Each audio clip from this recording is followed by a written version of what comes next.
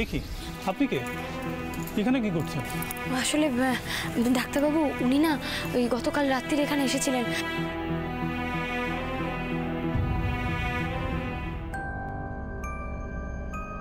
এই তো দিব্যি বেশ ভালো আছেন, কিন্তু মেয়েটা যদি না থাকতো তাহলে কিন্তু খুব সমস্যায় পড়তেন।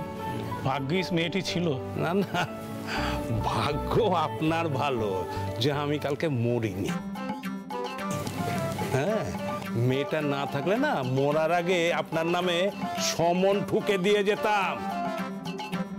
হ্যাঁ, ডাক্তারি না করে বাড়িতে বসে বসে ঘুমোনো। হ্যাঁ, দেব সমন ঠুকে? না না না না না না, ও কালকে রাতে আমি ছিলাম না, অন্য একজন। বাবা জেঠু, আপনার তো খুব তেজ।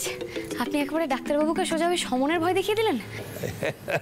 দেখো দিদি, আমি না বেচাল দেখলে উকিল মোক্তারকেও কোর্টে টেনে নিয়ে আসি। হ্যাঁ, আরে আমার নামে এক সময় না বাগে গরুতে এক ঘাটে জল খেত। নেহাত আমার একটু বয়স হয়ে গিয়েছে, আর হাঁপানিটাও হয়েছে। না না, একবার মাথা গরম হলে না, আরে লোকে তো এখন আমাকে সনাতন উকিল নয়, সনাতন হিটার বলে ডাকে। এই সনাতন উকিল কোনোদিন কারোর সঙ্গে কোনো কম্প্রোমাইজ করেনি, কোনোদিন টাকার জন্য ক্রিমিনালের হয়ে কেস লড়েনি, মিথ্যে সাক্ষীও কোর্টে পেশ করেনি। এই সনাতন উকিল সারাটা জীবন মাথা উঁচু করে ওকালতি করে গেছে এই সনাতন। আপনি উকিল? খাতায় কলমে এখনো তাই আছে, কিন্তু সত্যের দর তো দিন দিন পড়ে গিয়েছে না। যারা ওই সত্যের ঝান্ডা ধরে এগোবার চেষ্টা করে, লোকে তো তাকে একলা করে দেয় দিদি ভাই। তাই একলাই চলতে হয়, কেউ থাকে না তার পাশে। এই যে আমার এখন যা অবস্থা, ওই সত্যের ওই কথা যেটা আছে না, একলা চলো রে, একলাই চলতে হয় দিদি ভাই। আর দেখো, আমার তো এখন বয়সও হয়ে গিয়েছে, এখন একটু সুখে শান্তিতে মন চায়। তাই আমি ওকালতি বন্ধ করে এই একলা চলোর নীতি নিয়ে নিলাম। আপনি যখন আমাকে একবার দিদিভাই বললেন, তখন আপনাকে যে আমার একটা কথা রাখতে হবে। এই বাবা, দেখো এই আবার কি কথা? হ্যাঁ জেঠু, আপনার তো এখন ওকালতি ছাড়লে চলবে না, আপনাকে এখন একটা কেস লড়তে হবে, সেটা আমার জন্য। বুঝেছি, গিভ অ্যান্ড টেক, তাই তো? হ্যাঁ, তুমি আমার প্রাণ বাঁচিয়েছো, তাই প্রতিদানে এটা চাইছো? না না, তা নয়। এই যে আপনি বললেন না যে আপনি সবসময় সত্যের পথে থেকে লড়াই করেছেন, তাই মনে হলো আপনি যদি এই কেসটা লড়েন, মানে একমাত্র আপনিই লড়তে পারেন আমার এই কেসটা। আর যদি কেউ জেতে, তাহলে সেটা আপনিই জিততে পারেন, আপনাকে ছাড়া আর কেউ এই কেস লড়তে পারবে না। বাবা, এক কথায় এতটা বুঝে গেছো তুমি? না না, আপনি তো আরো বললেন, আপনি বললেন না যে আপনি সবসময় নির্দোষের হয়ে কেস লড়েছেন, তারপরে কখনো ক্রিমিনালের সঙ্গে টাকা পয়সা নিয়ে কম্প্রোমাইজ করেননি, কখনো মিথ্যা সাক্ষী পেশ করেননি।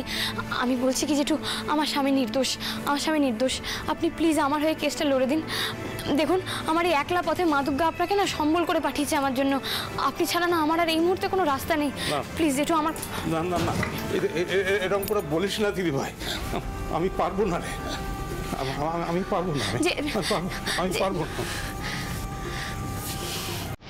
হে মা দুর্গা, তুমি কোন পরীক্ষা নিচ্ছ আমার? সবটাই তো মরীচিকা মনে হচ্ছে।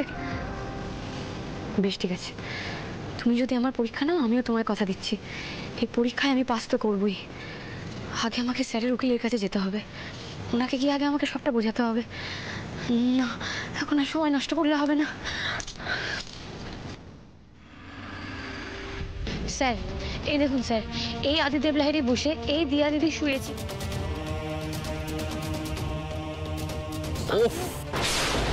মহা মুশকিলে পড়লাম তো। আচ্ছা, উকিলটা কে? আপনি না আমি? না না স্যার, আপনি। কিন্তু আপনাকে এই ইনফরমেশনগুলো না দিলে আপনি স্যারের হয়ে কেসটা কি করে সাজাবেন, তাই না? আমার উপর ভরসা নেই তো, তাই পাখি পড়াতে এসেছেন। বেশ, উকিলের উপর ভরসা না থাকলে পথ খোলা আছে, অন্য উকিল দেখে নিন।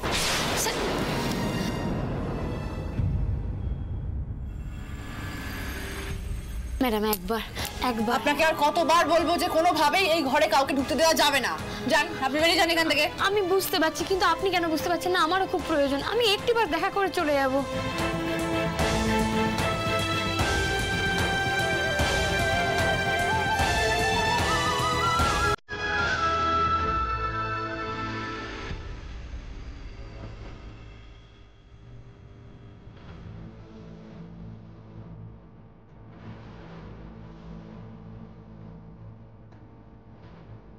স্যার স্যার স্যার, আমি উকিলকে সব জানিয়েছি স্যার। উনি ঠিক একটা কিছু ব্যবস্থা নেবেন। স্যার,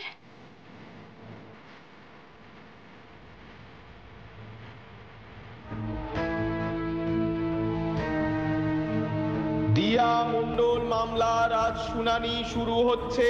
মূল অভিযুক্ত ডাক্তার আদিদেব লাহিড়ীকে হাজির করা হোক।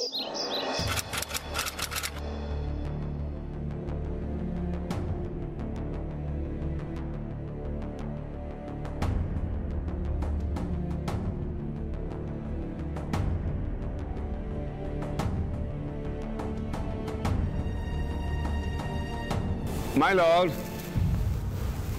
শরীর ও মনের উপর কতটা অত্যাচার হলে পরে একটা মানুষ এইভাবে ভেঙে পড়তে পারে আপনি লক্ষ্য করুন প্লিজ। দেখুন, আতঙ্কটা লক্ষ্য করুন। এই হিংস্র মানুষটার সামনে ভয়ে অক্ষে আছে। এরপরে আর কোনো সাক্ষী প্রমাণের দরকার হয় কিনা আমি জানি না। এই হিংস্র মানুষটা, এই লাহিড়ী বাবু আমার মক্কেলের চরমতম ক্ষতিটা করে ফেলেছে।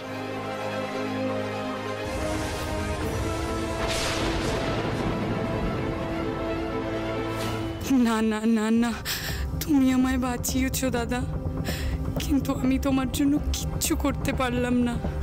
তোমায় বাঁচালে আমার মা বাবা গোটা পরিবার শেষ হয়ে যাবে। আমি জানি দিয়া দিদি, এই মিথ্যে কথাগুলো শুনে তুমি কষ্ট পাচ্ছ। আমি জানি, তুমি যখন এসে গেছো, তুমি অন্তত সত্যি কথাগুলো বলবে।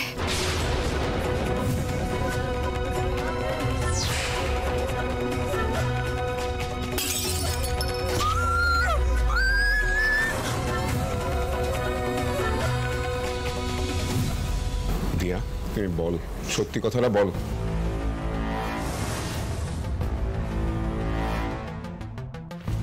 সেদিন সেদিন সেদিন আদিতা রসগোল্লা আনতে আমার ভিতরে পাঠিয়েছিল।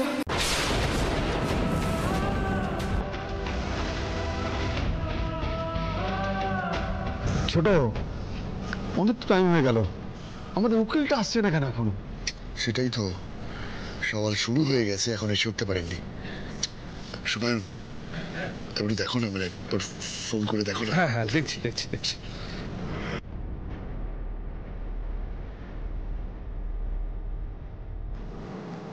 আচ্ছা, রসগোল্লা আনতে আপনাকে ভেতরে পাঠিয়েছিল আর কি, তারপর? ভেতরে যেতেই ওরা আমার মুখ চেপে ধরে।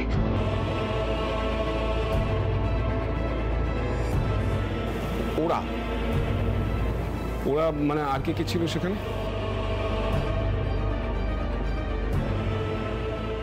আদিদা আর ওর 3 জন বন্ধু।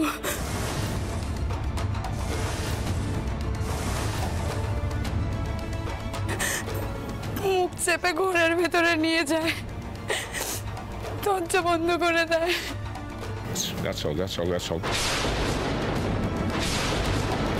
মানে তারপর ওরা আপনার উপর শারীরিক নির্যাতন করে, তাই তো?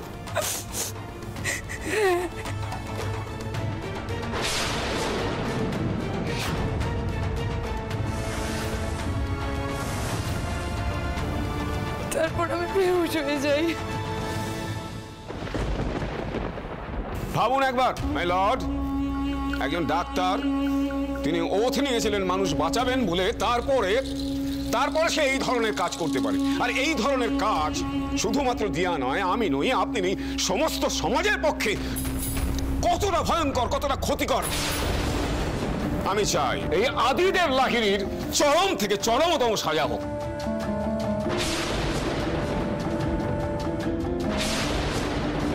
না না না না না, ওনার এই যুক্তিকে তো কাটাতে হবে। এ তো একতরফা কেস চলছে, স্যারের পক্ষের উকিলই তো এখনো আসেননি। কি হলো সুপায়ন? উকিল বাবুকে ফোনটা করো।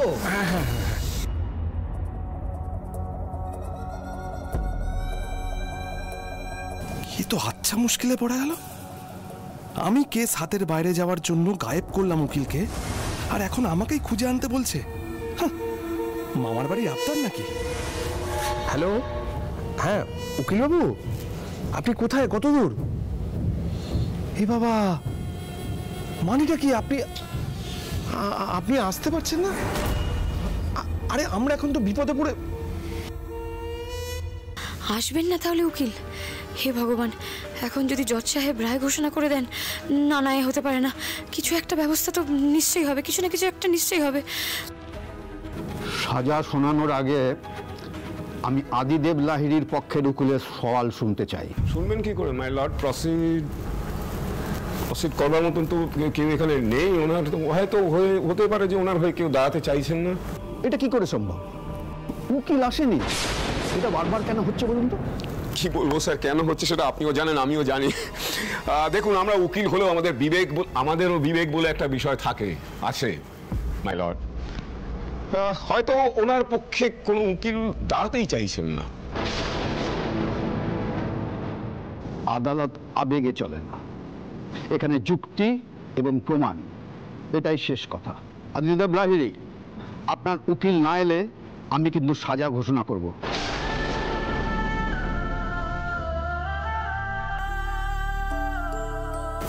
করুন মাই লর্ড, করে দিন, সাজা ঘোষণা করে দিন। না না না না না, এটা হতে পারে না। না না না জজ সাহেব, না না না, এটা হতে পারে না, আপনি এটা করবেন না। সমস্ত সাক্ষী এবং প্রমাণ মাথায় রেখে আদালত এই সিদ্ধান্তে পৌঁছেছে যে ডক্টর আদিদেব লাহিড়ী নির্দোষ।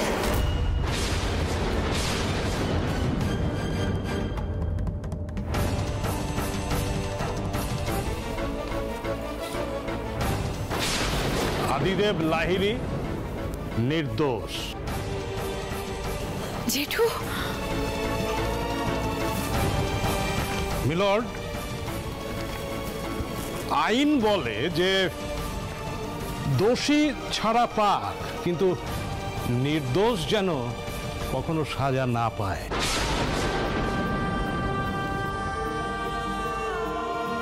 একজন নির্দোষকে সাজা দেবেন না। আমি এই আদি লাহিড়ীর হয়ে এই কেসটা লড়তে চাই মিলর্ড।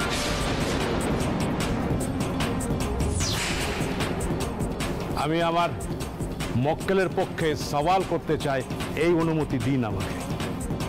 আপনি? আমি অ্যাডভোকেট সনাতন বসু, আমার মক্কেলের উকিল।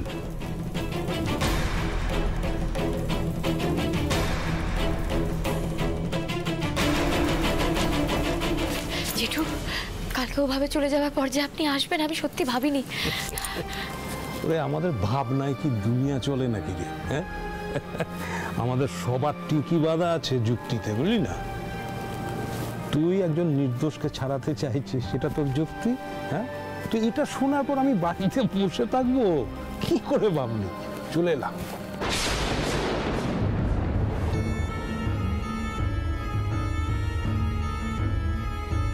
এই বলছি, এই হাসিটা তো ভালো ঠেকছে না। হ্যাঁ, আদিকে বেকসুর খালাস করে দেবে না তো? ফণীন্দ্র, তোমার না শুধু নেগেটিভ থট। শুভ শুভ ভাবো, শুভ শুভ ভাবো, দেখবে শুভ হবে। যাও গিয়ে বসো। ঠিক আছে।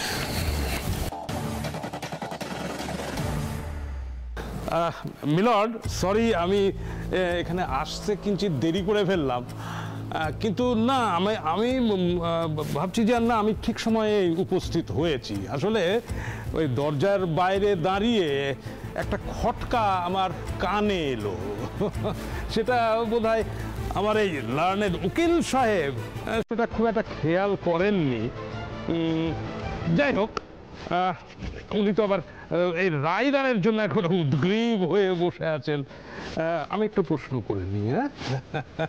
হ্যাঁ, আচ্ছা দিয়া দেবী, ও সরি মিলর্ড, আমি দিয়া দেবীকে কিছু প্রশ্ন করতে চাই। করুন। আচ্ছা দিয়া দেবী, কোর্টের বয়ানে গতদিন আপনার বাবা মা বলেছেন যে ওই ঘরে আদি একাই ছিল, কিন্তু আজ আপনি বলছেন যে ওই ঘরে আদি শুধু একা ছিল না, তার সঙ্গে আরো 3 জন ছিল। তো আপনার বয়ানে এত অসঙ্গতি কেন?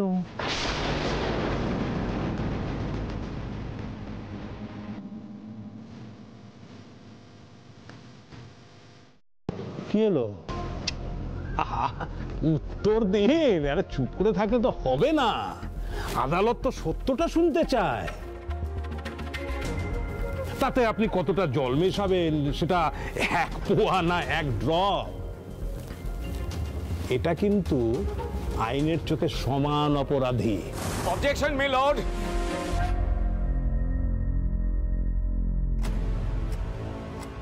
আমার লার্নেড ফ্রেন্ড দেরি করে এসেও বড্ড তাড়াহুড়ো করছেন।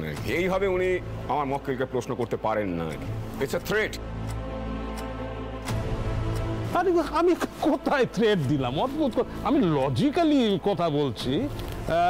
তাহলে সরাসরি প্রশ্নগুলো করি নাকি? হ্যাঁ, তাই করুন। দিয়া দেবীর মনের যা অবস্থা, তাতে আমাদের সকলকে সচেতন হয়ে প্রশ্ন করা উচিত। ওকে ওকে মিলর্ড, আমি তাহলে সরাসরি প্রশ্নগুলো করছি। আচ্ছা দিয়া দেবী, গতদিন আপনি একরকম কথা বলেছিলেন, আজকে আপনি একরকম কথা বলছেন, আগামীকাল যে আরেক রকম বলবেন না তার কি গ্যারান্টি আছে? আচ্ছা কিছু মনে করবেন না, আসলে বিচারের স্বার্থেই বলতে হচ্ছে। আচ্ছা আদৌ কি 4 জন বা 1 জন ওই ঘরে ছিল? না মানে আদৌ কি ঘটনাটা ঘটেছিল, নাকি পুরোটাই সাজানো? Objection me Lord. এই দেখো আবার kind of a leading question. আপনি এভাবে আমার মক্কেলকে প্রশ্ন করতে পারেন না। মানে আমার মক্কেলকে চাপ দিয়ে আপনি আপনার পছন্দের মতন উত্তর শুনতে চাইছেন। মানে যেখানে আপনি জানেন যে আমার মক্কেল সরাসরি হসপিটাল থেকে এই কোর্টে হাজির হয়েছেন, সেখানে তারপরে উনি জিজ্ঞাসা করছেন যে এই ঘটনা আদৌ ঘটেছে কিনা। Wow, how strange. আরে তো প্রশ্ন তো করতেই হবে, এটাই তো দস্তুর। আদালতে প্রশ্ন করা এটা তো দস্তুর, তাই না? প্রসিড।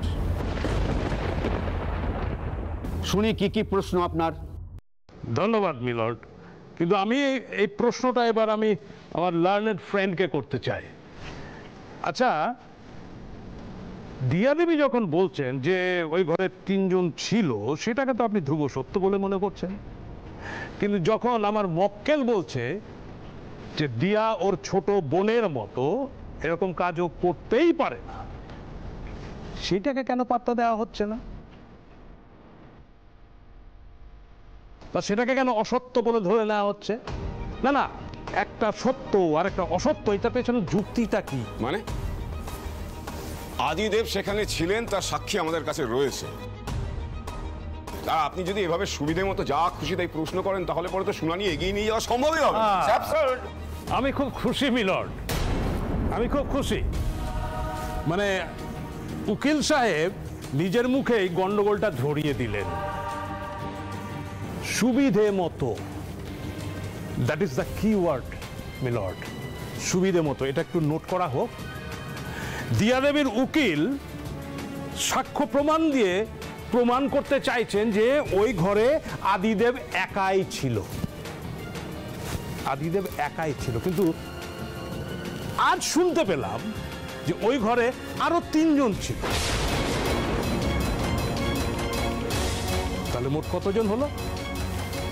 4 জন। কিন্তু কাঠঘরায় কজনকে দেখতে পাচ্ছি? 1 জনকে। পুলিশের এফআইআর এর খাতাতেও একজনেরই নাম আছে। তাহলে মিলন বাকি তিনজন কোথায়? সাবাস জেঠু, এই না হলে অভিজ্ঞতা। এবার একে একে ঝুলি থেকে রাঘব বোয়ালেরা সব বেরোবে। লেজ ধরে টানা শুরু করে দিয়েছে এই বুড়ো, এইবার মাথা চলে আসবে না তো?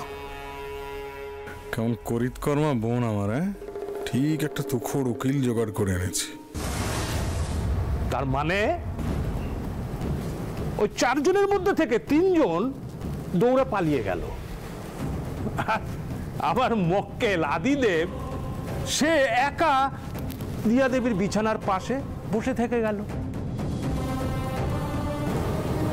আচ্ছা মিলর্ড, এটা কোনো গল্প নয় তো? হ্যাঁ, এটা কোনো ফাঁদ নয় তো? আমরা সে ফাঁদে পা দিয়ে ফেলছি না তো? ওটা ফাঁদ নয়, ওটাকে বলা হয় কল, ধর্মের কল। ও হ্যাঁ, এই যে আদিদেব পাপ কাজটা করবার পর পালাতে গেছিল, কিন্তু পালাতে পারেনি, ধরা পড়ে গেছিল। মিলর্ড, আমি চাই আমার মক্কেলের সাথে যে অন্যায়টা হয়েছে, যে অন্যায়টা করেছেন আদিদেব, তার যথোপযুক্ত শাস্তি। অবশ্যই অবশ্যই, সেই জন্যই তো আমরা দাঁড়িয়ে আছি এখানে। আর মহামান্য আদালত তো সে বিচার করবেন, কিন্তু তার আগে বাকি সাসপেক্টদেরও তো ধরতে হবে, তাই না? না না, যদি তর্কের খাতিরে আমি ধরেও নিই যে বাকি তিনজন পালিয়ে গেছে আর আমার মক্কেল ধিমে তালে দৌড়াতে গিয়ে ধরা পড়ে গেছে, কিন্তু প্রশ্ন কিন্তু ওটা থেকেই যায় যে দোষ করলো চারজন, ধরা পড়লো একজন, কেন?